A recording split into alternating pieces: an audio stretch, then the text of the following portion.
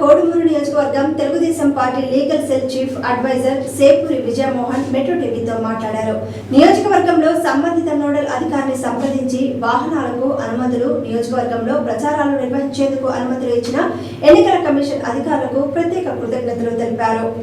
MLA contested candidate కి vehicle permission, door to door canvassing అన్ని పర్మిషన్లు తీసుకున్నాము. దీనికి నోడల్ ఆఫీసర్స్, తర్వాత పోలీస్ ఆఫీసర్స్ అందరూ కూడా కోఆపరేట్ చేస్తున్నారు. బాగా ఇమీడియట్గా ఇస్తున్నారు. పర్మిషన్ పెట్టగానే ఇస్తున్నారు. ఈసీ ఎలక్షన్ కోడ్ చాలా స్ట్రిక్ట్గా మెయింటైన్ చేస్తున్నారు. ఇది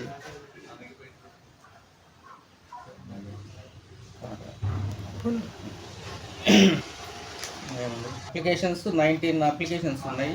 19 కైండ్స్ ఆఫ్ అప్లికేషన్స్. ఈ ప్రస్తుతం ప్రచారం స్టార్ట్ అయింది. వాటన్నిటికీ పర్మిషన్లు తీసుకున్నాము. మోడల్ కోడ్ ఆఫ్ కండక్ట్ దాని ప్రకారం ఎలక్షన్ కమిషన్ ఇచ్చిన గైడ్ లైన్స్ ప్రకారమే చేస్తున్నాము. ఆ ఎలక్షన్ కమిషన్ కూడా ఈ విధంగానే చేస్తే బ్రహ్మాండంగా ఎలక్షన్స్ జరుగుతాయి. ఏవైతే ఈ మోడల్ కోడ్ ఆఫ్ కండక్ట్ పెట్టిందో అట్లనే ఓటింగ్ శాతం పెంచాలి.